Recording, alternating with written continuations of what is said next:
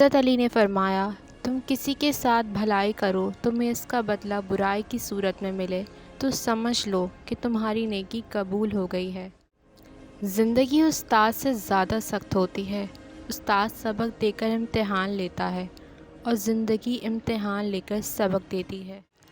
حضرت علی نے فرمایا، ہمیشہ ایسے شخص کو چنا کرو جو آپ کو عزت دے، کیونکہ عزت محبت سے کہیں زیادہ خاص ہوتی ہے۔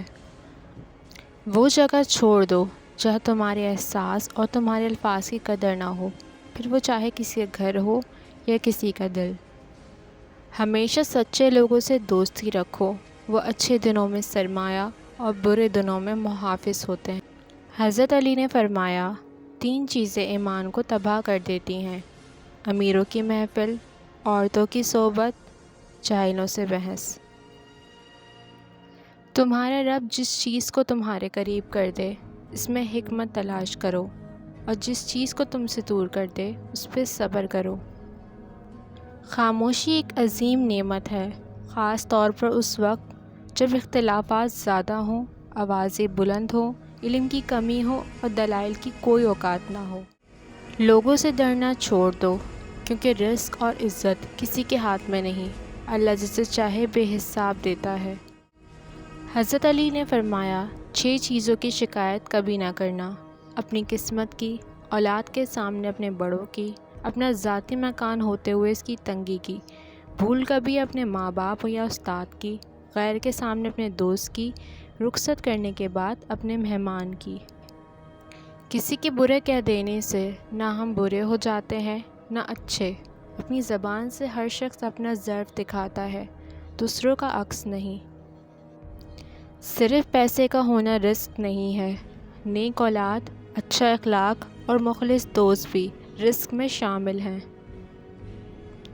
مجھے تعجب ہے اس شخص پہ جو اپنی برائی کو جانتا ہے لیکن جب اسے برا کہا جائے تو ناراض ہو جاتا ہے۔ انسان واحد ایسی مخلوق ہے جس کا زہر الفاظ میں ہوتا ہے۔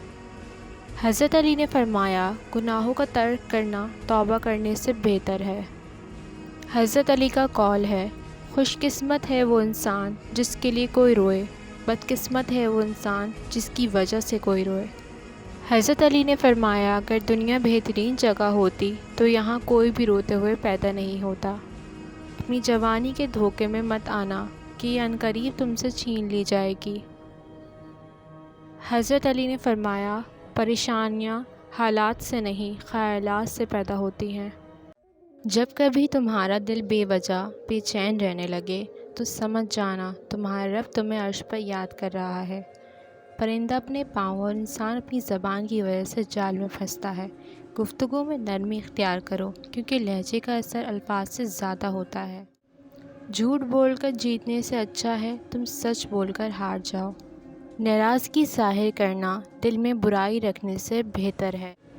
زندگی میں خود کو کبھی کسی انسان کا عادی مت بنانا، کیونکہ انسان بہت خود غرض ہے۔ جب آپ کو پسند کرتا ہے تو آپ کی برائی بھول جاتا ہے، اور جب آپ سے نفرت کرتا ہے تو اچھائی بھول جاتا ہے۔ اس شخص کو دوست مت بناؤ جو کسی محفل میں آپ کو شرمندہ کرے، چاہے وہ مذاق میں ہی کیوں نہ ہو۔ اگر کسی کا ظرف آزمانا ہو تو اس کو زیادہ عزت دو، وہ اعلیٰ ظرف ہوا تو آپ کو اور زیادہ عزت دے گا، اور کم ظرف ہوا تو خود کو اعلیٰ سمجھے۔ نیک بننے کے لیے ایسے کوشش کرو جیسے حسین بننے کے لیے کوشش کرتے ہو۔ عقل مند وہ ہے جو انجام سوچ کر کام کرے، جو حق سے منہ موڑتا ہے تباہ ہو جاتا ہے۔